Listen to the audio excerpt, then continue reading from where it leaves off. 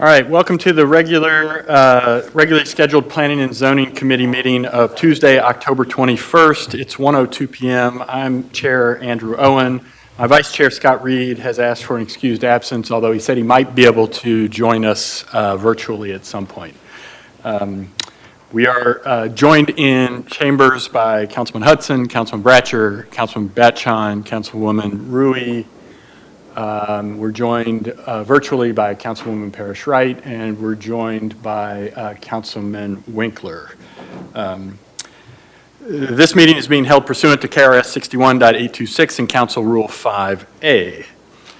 All right, so with that said, we're going to move number 4 forward, so Councilman Winkler can address that since he's joining us online. So the first item of business is item number 4, O-288-25, an ordinance imposing a temporary moratorium on rezoning, conditional use permits, and plan certain Category 2B and 3 development plan applications relating to telecommunication, hotels, and data centers, preventing a review and recommended changes by the Planning Commission. Can I get a motion and a second, please?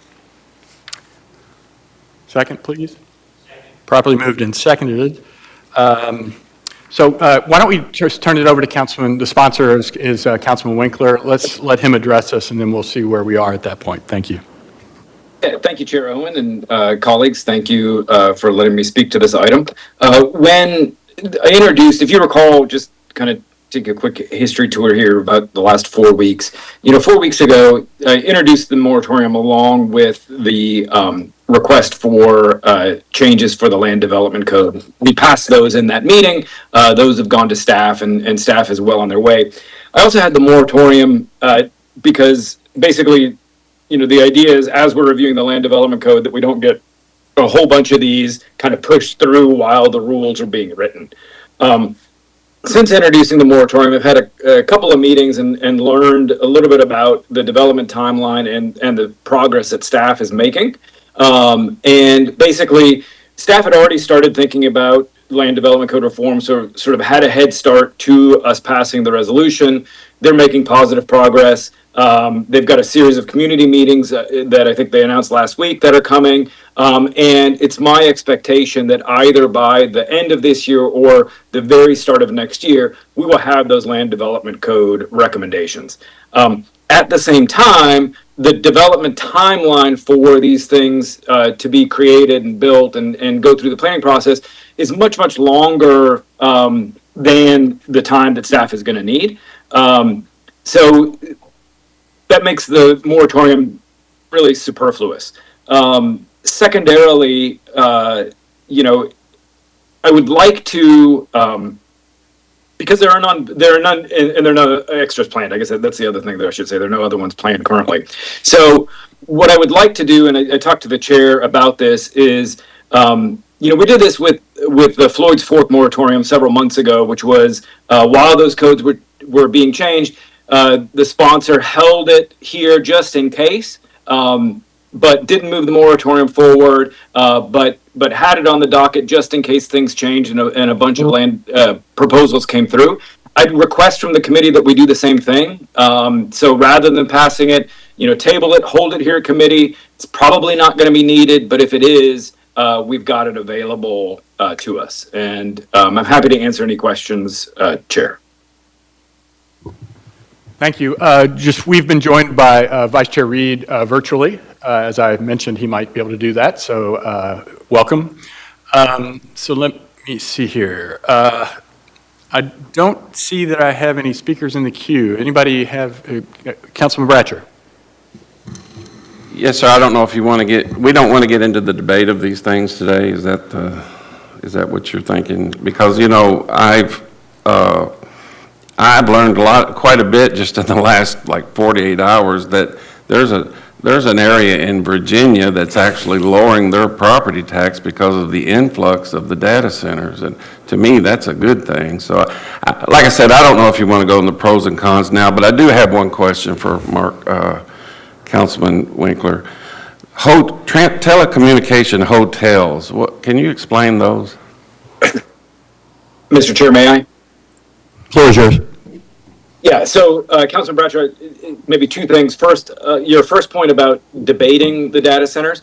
I think ultimately the land development code change will mean that proposals for data centers will come before this body, and so that would be when we would debate the individual project, right, and whether it is right, wrong, or indifferent. So that would be my comment on that. As for the data hotels, that is that's the problem with the land development code today. Staff today considers sort of a data center, whether it is teeny tiny or a hyperscale data center, the same thing, and all under this category of data hotels. I think when the land development code was written, and I may sort of oversimplify, but I think what data hotel encompassed and was meant at that time is, if you drive through a lot of neighborhoods, you'll see these nondescript, 4,000 square foot brick buildings that are basically, AT&T or Spectrum distribution centers. They park a few AT&T trucks there, and it's where their lines terminate. That's a data hotel, but that is the category that is currently considered the most close to what a data center is. And so that's what's being used for the current zoning for data centers. And that's what we're asking staff to review and say, those probably aren't the same thing, and maybe should be classified differently. One more question if I could. So, Sure, Councilman Bradshaw.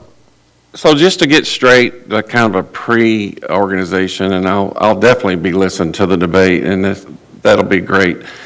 So we've got the players of this would be the builders of the data center, the property owners that they build this upon, and then, of course, metro regulations and government, and then the third party who operates them as would be probably different than the builders. Is there any other players does the feds jump in on this? Well, I mean, there'll be. I know the state probably That's does. primarily, those are primarily the players, but because they're because they use so many resources, I would guess that maybe the Public Service Commission could be involved as well, including, and other utility companies, because they use so much water, so much utilities, and that's kind of the downside. There is certainly potentially upside for data centers and downside for data centers, and some of it is that they use so many resources. So, Councilman Winkler, did you want to add on to that, please?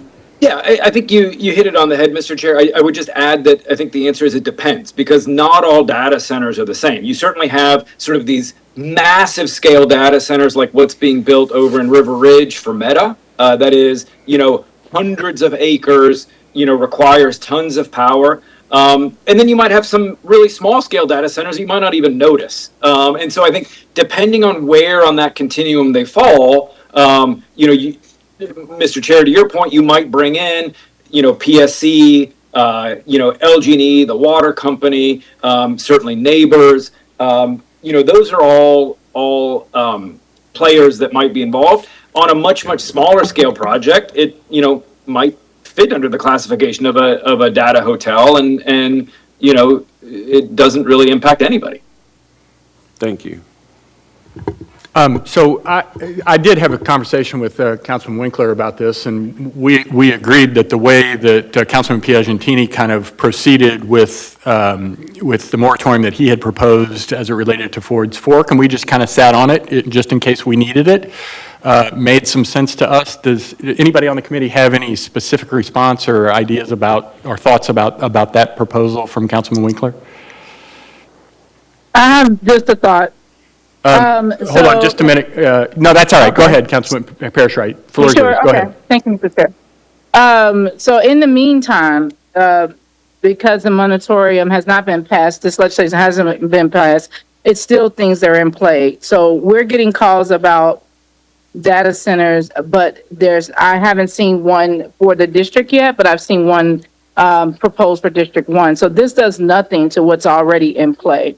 And you're saying hold it in case we need it after the land development code and all of that stuff come back. I just want to be clear so I can communicate this back to people. So that's correct. The Campground Road data center would not have been affected by this moratorium proposal anyway. That proposal, there was very little that had to happen from a legislative body standpoint for approval for that proposal. And so this moratorium would not have affected that anyway.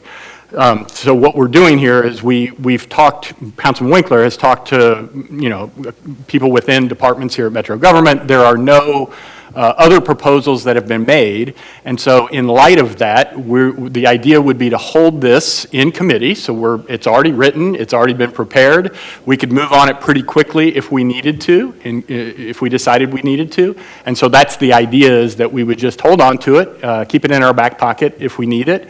I think generally, Councilwoman Parrish, right, generally speaking, and anybody, if anybody disagrees with me, please step in. Since I've been on council, we've all tried to avoid moratoriums if we can, right? The general consensus is, let's see if we can do something administratively. Let's see if we can do something to avoid, passing a moratorium for any specific thing. So in that spirit, I guess, we have the moratorium written, we have it sitting there waiting for us, and so, waiting in committee, so if we need it, we could pass it pretty quickly, but in the meantime, we'll just hold it, not pass it, and use it if we need it. Councilman Winkler, is that a fair assessment?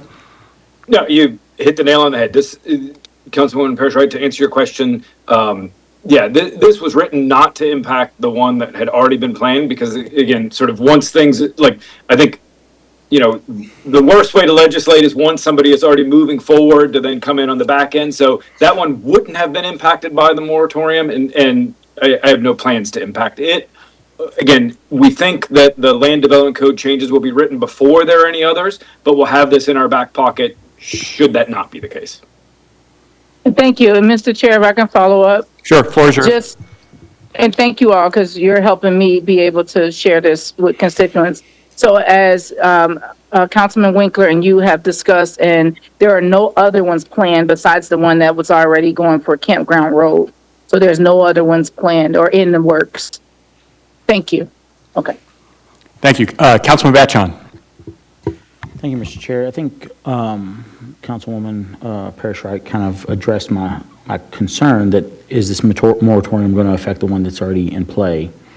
But I would like to, pose some support into what data centers can do, if it's okay. Recent just kind of investigation on this as I was doing some things. For example, if this was to affect the one that was on Campground Road, it would negatively impact what gains could come from the tax revenue that this would generate.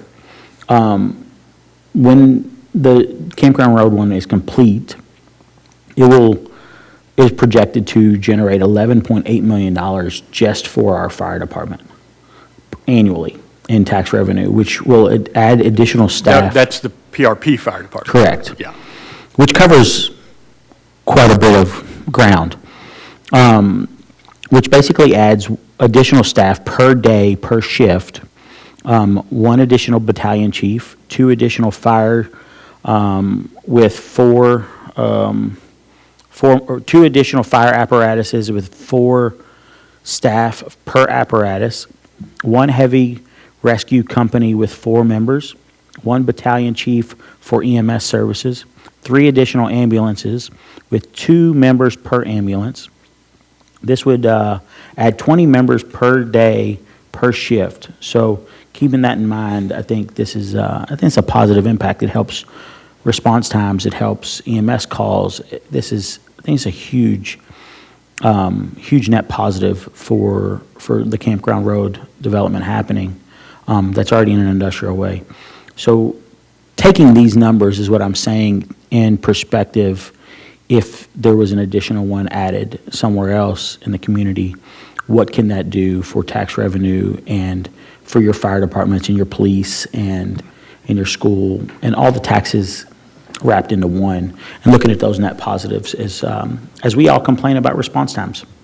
Sure, and the only thing I would say to that, there are absolutely positives, but there are also some significant negatives associated with these things. And so I think as a body, that's what we'll do going forward on a case-by-case basis. We'll weigh the positives and negatives, and we'll determine whether we think that that's, but we'll also have guidelines from the Planning Commission that will give us kind of a roadmap for whether the proposal meets what we've set out for the Land Development Code guidelines. Councilman Winkler, did you have something else you wanted to add?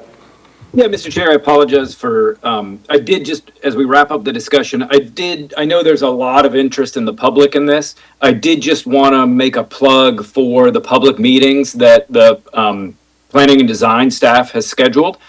You can find those online if you look up data centers on the Louisville Metro website.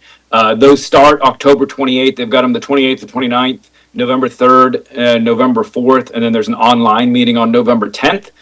Those first 4 or 5 that I listed are 5:30 to 7:30 and are spread all over. There's 5, all over the county. So east, south, southwest, and west. And would encourage the public to participate in those meetings, learn more about data centers, provide their feedback. Because I think, this is an important topic that will impact every member of our community. So thank you for letting me make that plug. And Councilman Winkler, did you want to make well, actually, maybe, can Councilman Winkler, as a sponsor, propose to table? I mean, is that what we need to do here going forward, Councilman Winkler? We need to make a formal proposal to table this and have it sitting kind of waiting. So do we? I would love if a committee member could make that motion. Okay, it's been moved by Councilman Hudson. Can we get a second? Second. Okay, it's been moved and seconded. So all in favor of tabling this item, please say aye. All those opposed? Okay, so this item has been tabled, and we'll have it sitting there waiting for it if we need it. Thank you, Councilman Winkler. Appreciate the. Thank you, Mr. Chair, and thank you, colleagues. Okay, the next item of business here is item number 2. O-249-25, an ordinance relating to the zoning of Form District of properties located at 4215 and 4217 East Indian Trail, containing approximately 3.1 acres and being in Louisville Metro, case number 25, zone 0013. Can I get a motion? Properly moved and seconded. Julia, do you want to bring us up to speed here? Sure. Julia Williams, Office of Planning. This is 25 Zone 0060 for a tow lot. This is located at 4215 and 4217 East Indian Trail in Council District 10. This is the lot. This is the existing zoning for the site, which is R4. The change in zoning is from R4 to M2. Also a change in form district from neighborhood to suburban workplace. There was also a waiver in a detailed district development plan with binding elements. The proposals for a tow lot, there was no new construction of buildings proposed with the development plan. There's an existing 3,500 square foot building to be used for office and storage space. This is the applicant's development plan, where you can see the entrance off of East Indian Trail and the existing building. This is the subject property. This is the adjacent property facing south along East Indian Trail, left of the subject site. This is adjacent property facing north along East English Trail, right of the subject site. Across the street from the subject site. The applicant held their neighborhood meeting on January 15, 2025, and another neighborhood meeting on August 13, 2025. The Land Development and Transportation Committee meeting was on July 10, 2025, and the Planning Commission held their public hearing on September 16, 2025, where there was a motion to recommend denial of both the change in zoning and the change in form district, passing by a vote of 6-1. Are there any questions? Thank you, Julia. This is in Councilwoman Raymond's district, and we got an email from her LA saying that Councilwoman Raymond was in support of the denial of the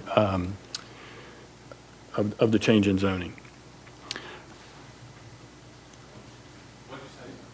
So this is in Councilwoman Raymond's district. So the Planning Commission voted to deny the change in zoning, and Councilwoman Raymond supports the denial by the Planning Commission.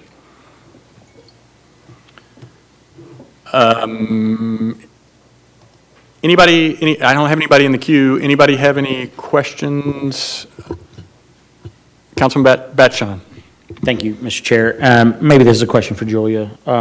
Julia, and in this denial, what happens? Is this tow lot or whoever is applied, I guess they're operating illegally under a business statute to operate a tow lot there? Are they being cited? How is the removal of that existing business going to occur? And in what facet will that happen? Do you know?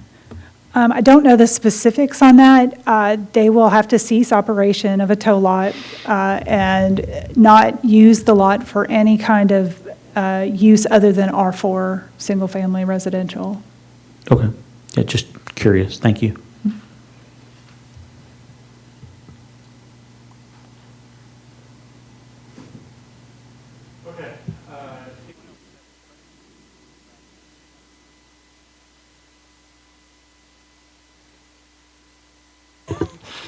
Anyone else have any questions about this item that's in front of us, since my mic was off the last time I said it? I can't hear you. Any questions, Councilwoman Parrish? Right. No, right. I think Councilman Banshaw covered some of the questions I had, but if Councilwoman Raymond is in support of this, then there's more, maybe there's more to it that I don't see, but no other question. Okay. Thank you. All right, so without any further questions or concerns, this is an ordinance requiring a roll call vote. Cheryl? And just just so we know what we're doing here, a yes vote supports the denial of the Planning Commission's denial. Correct, Travis?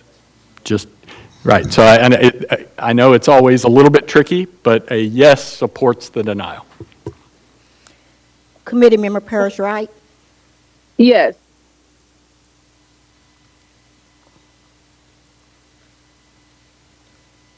Chair, you have 6 yes votes.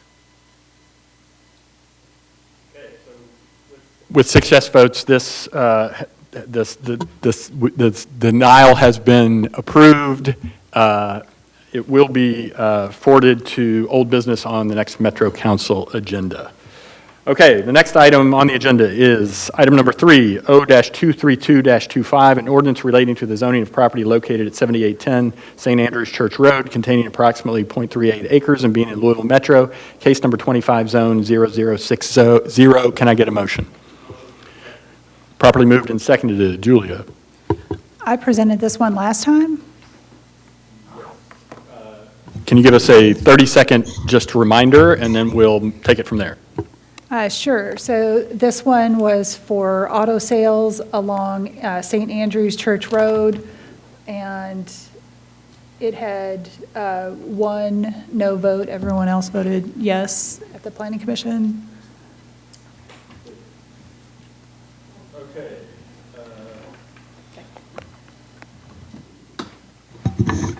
Mr. Chair, if I might. Yeah. I was like, where did that voice come from? Travis. Travis Reese, Assistant County Attorney. Yes, So because we had, there was some ongoing conversation here. So Yes, you there was can some update us on requests that. for binding elements. Great. Those have been approved by both the council office and the applicant's representative. I wasn't sure if Councilman Joseph was going to be able to make it today, but that amendment is on the system at his request. There are 3 new binding elements. One, which deals with the hours of operation, which would be from 7 a.m. to 9 p.m. The second binds out 3 uses, non-chartered financial institutions, packaged liquor stores, and smoking retail stores.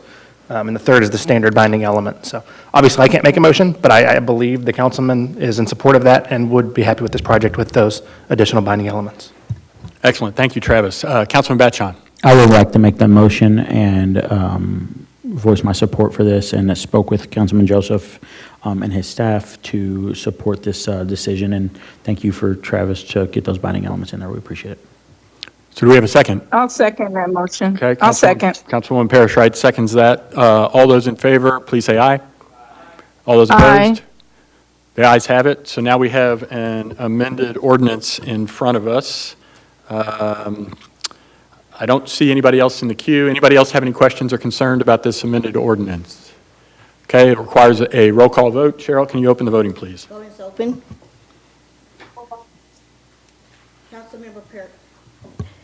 Councilmember Parrish Wright? Yes. Thank you. Chair Owen, you have 6 yes votes. Thank you, Chair. Thank you, Cheryl. With 6 yes votes, this will be forwarded to old business on the next council agenda. Next, we have item number 5, O-250-25, an ordinance relating to the closure of unimproved right-of-way located within the parcel at 401 East Gray Street containing approximately 10,360 square feet and being in Louisville Metro. Case number 25, street closure 0011. Can I get a motion? Motion. Properly moved and Motion. seconded. Julia, information for us on this one? Yes. This is for the Springer Alley closure. It is located in Council District 4. It's a closure of a public right-of-way. The applicant is proposing to close about 525 linear feet of right-of-way. The closure requested is for a future health science building in the LUMED district. So this is an aerial view showing the alley to be closed, the zoning around the alley. This is the applicant's closure plat. You can see that the University of Louisville owns all the property surrounding the alley. This is the subject property. The Land Development and Transportation Committee held the meeting on September 11, 2025. The Planning Commission held its meeting on September 18, 2025, where there was a motion to recommend approval of the closure, passing by a vote of 9-0. Are there any questions for staff? Thank you, Julia. Appreciate that. A couple of things from on my end. One, I've spoken, this is in Councilman Herndon's district, and he's supportive of the street closure. Second thing I'd like to say is you guys have heard me talk so optimistically and positively about opportunities we have downtown. Part of that optimism that I have is because of LUMED. And anything that we can do to help support additional healthcare development in LUMED and rising the tide of all businesses and people in LUMED, I'm all for. So I think this is just one small step in that direction. Anybody else? Do I have anybody else here that would like to comment or question about this street closure? Okay, this is an ordinance, so this does require a roll call vote. Cheryl? Voting is open. Committee Member Parrish Wright? Yes. Thank you. Voting's closing. Chair, you have 6 yes votes. With 6 yes votes, this will be forwarded to old business on the next council.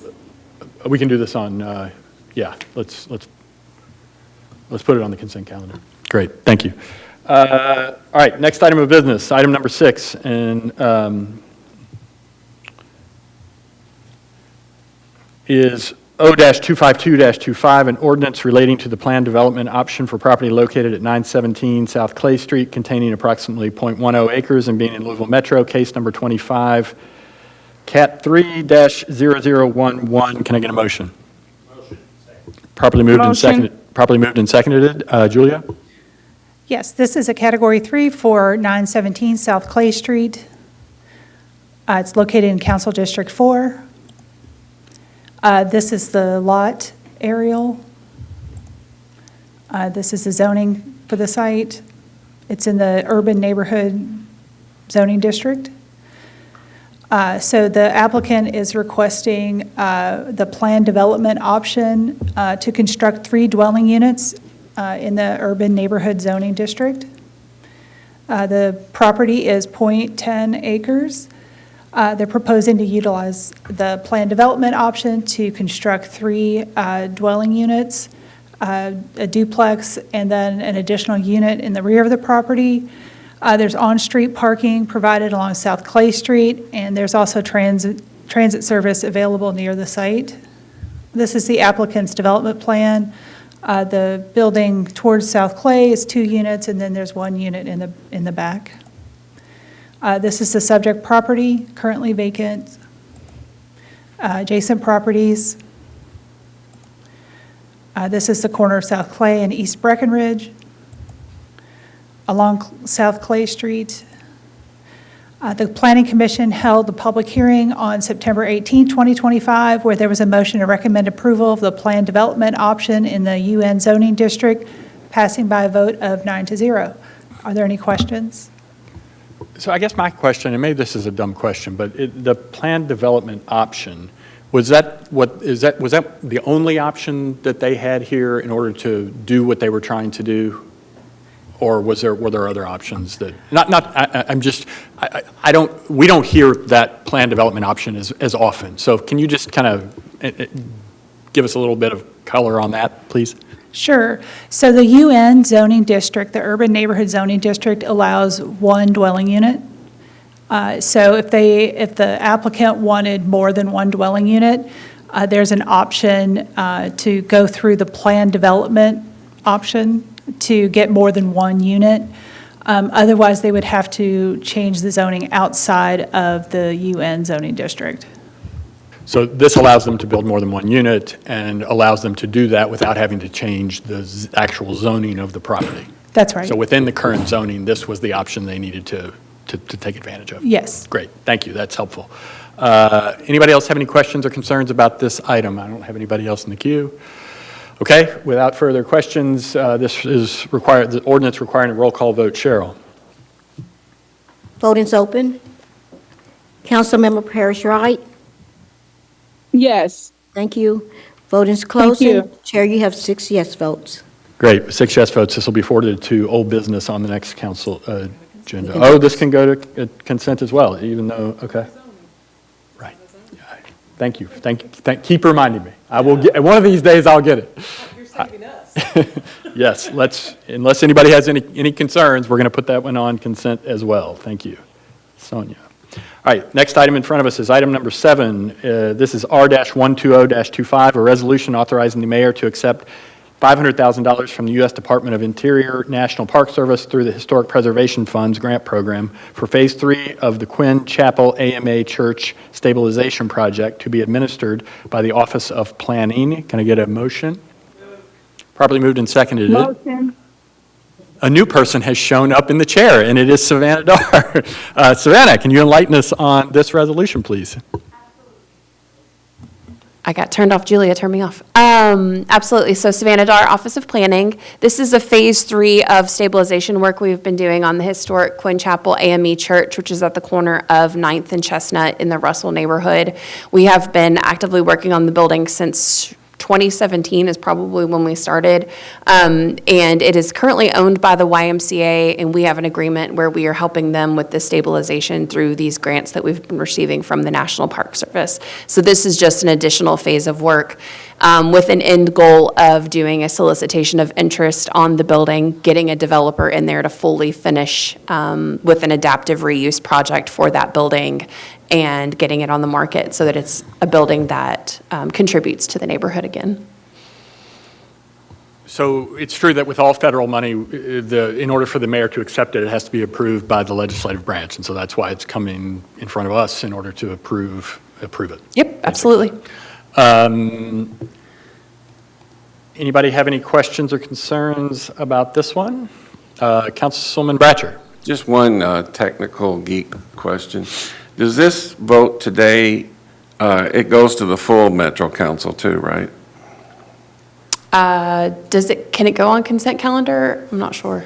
Or whatever, but it does go through that Yes. process. And then, are we approving that he accept it and spend it, or just accept it? I mean, if we accept the funds, then generally we do spend the funds. Yeah, we were awarded those funds by the Park Service. So the funds were awarded for a very specific, Yes. probably a scope of work, right? And so I'm assuming, right? Yes. There's a scope of work probably attached to those funds, and so they have to be spent on that scope of work. Could he spend it on something else, or would it go through the budget process? I've seen that happen before, that's why. So this grant specifically, if we did not spend it on this scope of work, we would basically have to just give it back to the Park Service. Thank you. Okay, without any other questions or concerns, this is a resolution, so we can do a voice vote on this one. All those in favor, please say aye. All those opposed?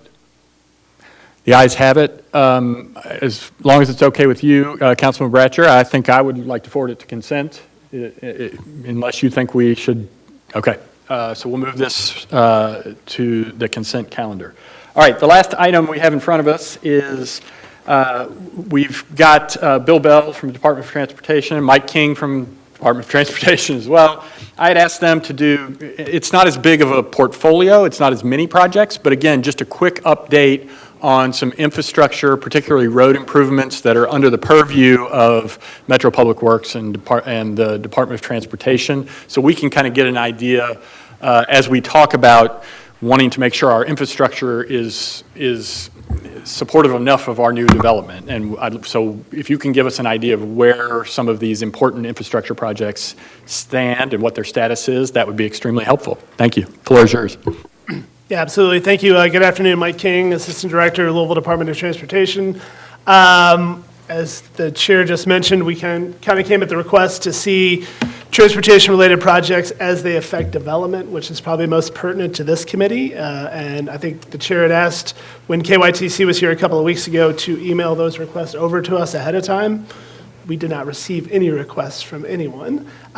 So we thought if it would be helpful, we could give you just a quick overview of the Department of Transportation, then open it up if there are specific questions. There are a ton of projects. So for us to prioritize, hey, these are the projects that we think you all need to know about, we would prefer to hear from you all, the ones that you want updates on. We've also been, over the last several months, doing monthly meetings with council people. So I think we've been given a pretty good opportunity to provide updates on projects. But if there are specific ones, we'd be happy to answer those. If we don't have those answers today, we could get them to you pretty quickly, if that sounds good. That'll be fine. Thank you. So kind of just a quick overview of the Department of Transportation. The reason we put this together is several-fold, but the main one is transportation-related efforts were happening in various different departments throughout the city. As a result, it was fragmented. There were several different visions of how projects were going forth. As projects would move from planning through construction, the original intent of some of those projects would get lost, and there wasn't just kind of a holistic, unified approach for all of it. So the Department of Transportation very effectively brought together several different agencies that were doing transportation-related projects and put it all under one roof to sort of expedite some of our efforts. There are really sort of three legs to the Department of Transportation. There's the planning arm, which is what I oversee. That deals with all of our locally, federally funded projects. So we do the programming from the beginning on grant funding, whether that be through KIPTA or competitive grants that we go after. In addition, it contains things like our bike and ped planning, Vision Zero efforts, the Complete Streets Coalition, the Louisville Loop, and then one new addition to the Department of Transportation through that is development review. So transportation planning was always part of development review, but it was housed within planning, Office of Planning. Now that has moved over to the Department of Transportation to sort of streamline that in case there are already ongoing efforts that it's happened in the past where a developer comes in and says, hey, we're doing a project here. Through the development review process, we say, hey, we need this to be built in. They do that, and then it comes back that, oh, Public Works at the time was doing a different project. So streamline all of that. In addition, there's engineering and construction. Mike, sorry, when did that change take place? Beginning of the fiscal year, so July 1. So Okay. it's a brand-new department. Okay, thank you. Yeah, that's when it made a change on paper and officially. We're still working out logistics of getting everybody into the same location. The other two legs, engineering and construction, kind of self-explanatory. That's overseen by Nick Vale.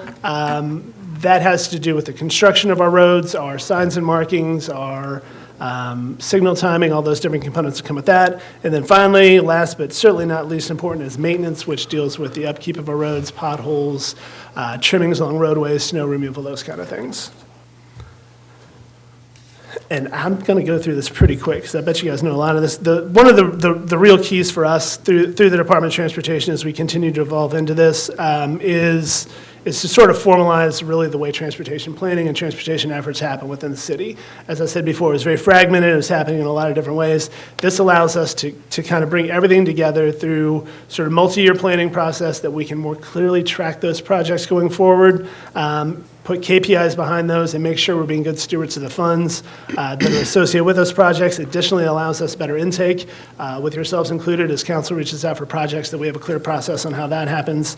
And then additionally allows us to modernize a lot of the things that we're doing. A lot of times, we're using outdated systems, whether they be Excel spreadsheets or static maps. What we're going to be able to do now is we're open to even use AI and some other tools to generate and keep up to date the information on projects as we go forward with them. That was kind of the quick overview that I had. I had a few other kind of transportation wins, but those are kind of completed projects. Like I said, at this point. Yeah, Bill Bell, Director of DOT.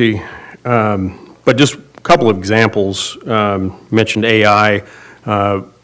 We've just started using OpenGov. That's been launched. So OpenGov will help us be more strategic on our paving plans and eventually sidewalks. We've heard from a lot of districts, sidewalks are a major issue. There's a major backlog. There's plenty of work to go around for the next 10 years on sidewalks. So, and so we're catching up on, right now, the CIF-funded sidewalk projects. And then the sidewalk program, because we think about, we get about, 5 different ways to build sidewalks. So we've worked with procurement lately, and we're able to flex a little bit on who we can use, especially for the CIF-funded sidewalks. So that's where we're making some headway.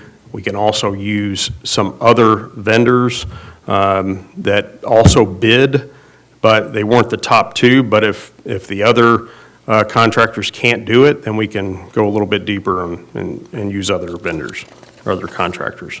And then just be proactive. We don't want to be reactive unless we have to. We had a flash flooding the other day, or last week, and so we had to be reactive in that, obviously. And so we have to be quick. We've been working with KYTC over the last few weeks, actually the last few months. But we heard loud and clear 2 weeks ago when Matt Bullock was here that communication needs to be improved. Just like safety, I think communication can always be improved. And so we met with communication consultants today, and so they're going to take some messages back to KYTC. And we've always been a partner of KYTC. We want to be a more informed partner so we know what's coming. It's not our job to blast out their information media-wise, but we want to be at the table when those decisions are made, right before those or right when those projects are let or before the construction starts. Great. I think that's good. Councilman Batchon. Thank you, Chair. Bill, Mike, thank you all. Thank you so much. I'll give you kudos onto the Public Works meetings that we're having on a regular basis. Obviously, started off a little rocky, but I think we found our ground. And I will say, for my district in itself and some of my colleagues, I think we would agree that some of the issues are being handled and addressed in a great manner in the way of communication, which has been lackluster over the years. I have a couple questions, though, I want to touch on. You kind of slightly alluded to it in the contractor situation for sidewalks, but what are we going to do? You said there's enough work for 10 years, right? We have enough contractors, I guess, in the city that could probably handle some of those jobs. What are we going to do to attract those contractors and get some of the best competitive rates so we can get to expedite these jobs and maybe shrinking that to 5 years? Is that on the radar? What's the procurement situation there, and how does that handle? Because in a conversation I had with former Director Kern, I was, I guess, told in a roundabout way, we only have one contractor. We're only going to use that one contractor, and that's who we're using. So help me shine some light on that. And then I want to shine some light on another conversation about sidewalks as well. In the meeting we just had, I think it was last week, I heard someone say, and it kind of took me by surprise, that we have sidewalk contractors that we contract with, but they have chosen not to do the work because the margins are not there for them. I don't understand how that works. If you're contracted and we signed a deal with you, do the job. Can you shine some light there for me?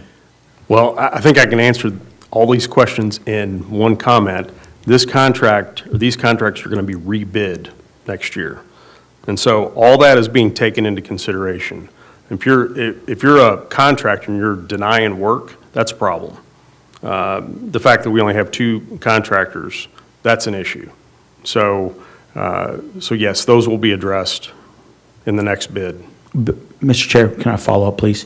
Mr. Bell, with that being said, I've talked to multiple contractors in the past as I've tried to work on this procurement situation. Our procurement process is pretty strenuous and tedious. How do we streamline that process for Public Works to attract contractors in Jefferson County or the surrounding areas that don't want to have to do a 40-page procurement bid? Well, it should be about more than just cost, because I think that's how we took the lowest bid from the contractor that has denied some work, because they said they weren't making enough margin. And so it has to be more, there has to be a scoring system in place, and we have to look at 3, 4, 5, 6 contractors, in my opinion. And, we are limited on budget. So we have, let's say, $50 million worth of potential sidewalk work, and we have a budget of $2 million per year. Right. And you just got to pick and choose who gets the $2 million and how that's allocated. But that doesn't include the CIF funded. Right. One final thing on KYTC. You asked, Mike, you started the conversation with no requests have come in. Do you want requests on the concerns based on the local and state roads, or just the state roads, or both? Or how do you want us to do that? Because I'm sure I can put a laundry list of concerns that I have together. I just want to know that I'm doing it in the proper way and that we're getting the right information to you so we can be good partners. Sure. And thanks for the question. I think for today, the idea was in relation to development, where development's happening. If there are projects that Metro is currently managing, so predominantly on our local roads, that we could provide updates on the status of those projects, or unfortunately in some instances, the lack thereof, if it's not a project that's moving forward yet. At the state level, we'd be happy to help, but ultimately the state does control those. But if you guys are having a hard time getting a hold of the state or getting updates through them, we've got a good relationship with a lot of folks over there that we could get those for you. Sounds good. Thank you. Appreciate your all's time and effort. Councilman Hudson. Thank you, Chair. I was a little taken aback with your opening statement that you didn't get any responses, so I'm going to put that on me, that I didn't recognize the request, but I have one now. And if you're not prepared to respond to it, I understand, because I'm hitting you blind with it. And I don't know how granular you want to get in your projects, but the Cedar Creek connector between Cedar Creek Road and Beulah Church Road, I would love to get a weekly update on the progress of that. And if you have any information that you can share now on where we're at on that project, that would be great. We are 14 days from that Kroger opening. Yeah. And nowhere close to a road. The last I heard was there was one remaining right-of-way parcel that needed to be taken care of, and then we could let that out and get the construction process started on there. I can give you a more detailed update on that one, but that was the last update that I heard, and we can give you. There has been an update since then. Okay. We off-boarded that one the portion holdout. of that project in order to move forward. Okay. I think we got halfway. We off-boarded that part of it, but we didn't move forward. Maybe we have. I don't know. It's just I don't see any shovels on the ground. we can get you an update, and we'll send it over to your office, and then figure out a way to keep you updated on that process I'd as well. appreciate that. Sure. Thank you so much. And before I go to Councilman Bratcher, broadly speaking, when we have these kind of big, large-scale projects, is land acquisition the biggest sticking point? And is there anything that we can, and I know I've heard two things. I've heard that we do a better job of that and are more direct or aggressive about that than the state is. I've heard that. But is there anything, is that the biggest holdup on these projects generally, is when we have right-of-way that we need to acquire? And if that is the biggest holdup, is there anything that we can do to try to help in that regard? I think we are more aggressive than the state on right-of-way purchases. Just one example, US 42, there's supposed to be a widening to add a turning lane. That's been in the works for over 10 years, because I've asked Matt Bullock every year about that, and there's that one holdout. And so, you know, I don't see us being afraid to go to get that remediation, and usually they're going to get what the appraisal is, so. And I would just build a little bit off what Director Bell said. Oftentimes, right-of-way is one of the most challenging. Nobody wants to see a road come through their property unless they're getting paid a gazillion dollars for it. But other times, it can be utilities. Utilities can be a big challenge as well with utility relocation. And then the other one is probably the one that we have the most challenge with is the funding source. If a project's locally funded, it's a lot easier for us to move that quickly. If it's federally funded, then we have to follow specific guidelines, specific processes, NEPA being the biggest one. So the environmental reviews that come along with that can really slow it down. Generally speaking, yes, I would say right-of-way is probably one of the more timely components to it, but it can vary based on the project. So in the spirit of trying to control the things that we can control, and not that we have direct control over utility, you know, if anything that this body can do to try to help with that situation as it relates to, you know, the utilities and trying to get those moved or however, then I'm sure that all of us are open to, you know, if there are issues or anything that you guys think that we can do to help with that situation, I think we're here to help. Yeah, we appreciate that, and we've hired a utility coordinator, which has helped expedite that tremendously. Good. But we're always open to new ideas on anything we can do to expedite processes. Great. Councilman Bratcher. Do you do the speed humps? We do. You know, and I know you two at the table are not responsible for any of this, but ever since I've been on Metro Council, I've been hearing horror stories from other council members that it just takes so long to get anything done. And then like Councilman Bastion is saying there's only two contractors for sidewalks. I got a lady just mad as heck about speed humps just not being built. And, I'm sorry. And, I mean, what is the whole, it just seems to me like laying a speed hump would not be that big of a delay. I don't know tell me what it is. I've heard rumors, but what is the problem with not having enough contractors and not getting things done in a timely manner? Is it just, it's in the weeds and we'll never figure it out? Or what is the one or two issues going on? Because I never hear that question answered. Yeah, we did meet recently with Councilwoman Bast about kind of redoing things, streamlining things, because right now we have to get 5 signatures, then you have to get the votes of the street, every resident on that street, and so it's a process. It takes over 6 months because you have to do studies. We have one person doing it right now because we're short-staffed in that area.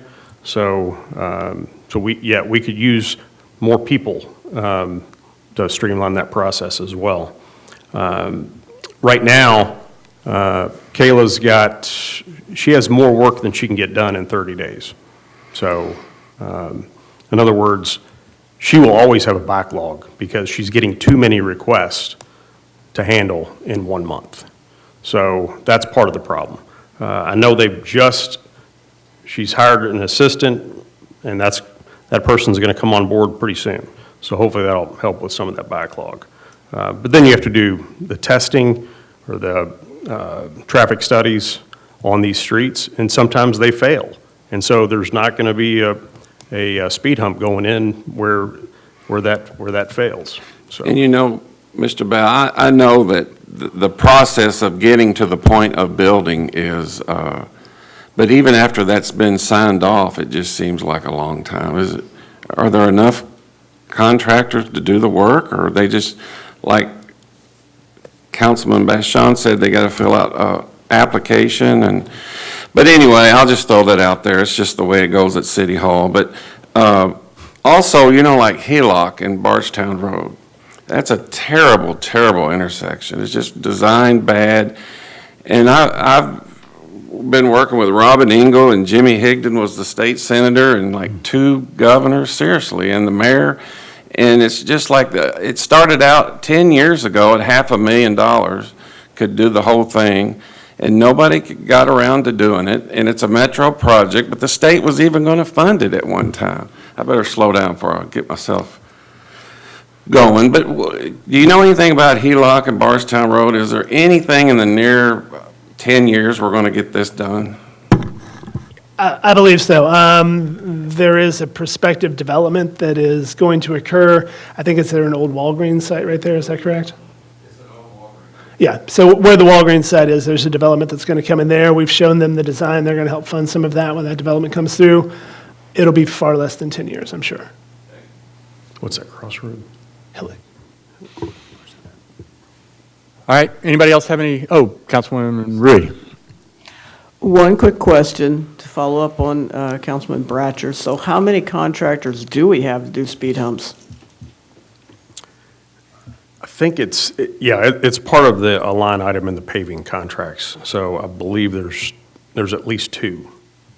And so one thing that Jennifer Kern, Director Kern, did before she left was propose a specific RFP for any traffic calming measures such as speed humps, crash cushions, speed tables, have a separate contract that we want to let in the next 60 days where it just focuses on those. Because right now, the speed humps are $4,200 per speed hump. I predict that the individual quotes we get will be higher. I hope I'm wrong, but we're going to put all that out there in an RFP and see what we get. Thank you. All right, thank you, guys. Mr. Chair, Councilwoman Parrish, right? Yeah, I had a comment. One, I thank you for coming back and breaking down a lot of this information. And I did ask for any updates that are related to the district. We have some unincorporated parts that I'm still trying to get questions answered around, not for you, because it's more about lighting off of where Oregon, I have streets that are in the urban services district and some that are in unincorporated, and there's a lighting issue. But we've been really good on communications around the speed humps and all of that stuff. So if there is something that you're working on in the district, if you can send me any updates that I can share in our newsletter to let the district, people in the district know what's happening, that will be helpful. But my laundry list isn't for you all, but I do appreciate the follow-up you brought back here today. Well, any lighting issues, please report that to 311 or to Stacy Keith. Because we want to make sure we get those fixed as soon as possible. Okay, it doesn't have a light near on that 22nd Street curve as it approaches Dixie Highway. It doesn't have a light, and they've asked the previous council person to install a light. I've never done that at this level, so I would love to know how to get a light over there to brighten it up over there. It's where that curve is on 22nd, right before you get to Dixie. Okay. Councilman Parrish, right, between Public Works and LG&E, there's usually you have to sign like a 5-year agreement or something like that, but who is it over with you guys that can help her walk through that process? Do you guys know who that is? Oh, it's Corey Ratz. Corey, yeah. So you should reach out to Corey Ratz Okay. at Public Works, and she should be able to walk you through that process. Okay, I appreciate that. Thank you. All right, thank you, guys. Appreciate you guys coming. Anybody else have anything else that we need to address before we adjourn? All right, with no further business in front of us, we are adjourned. Thank you. Thank you.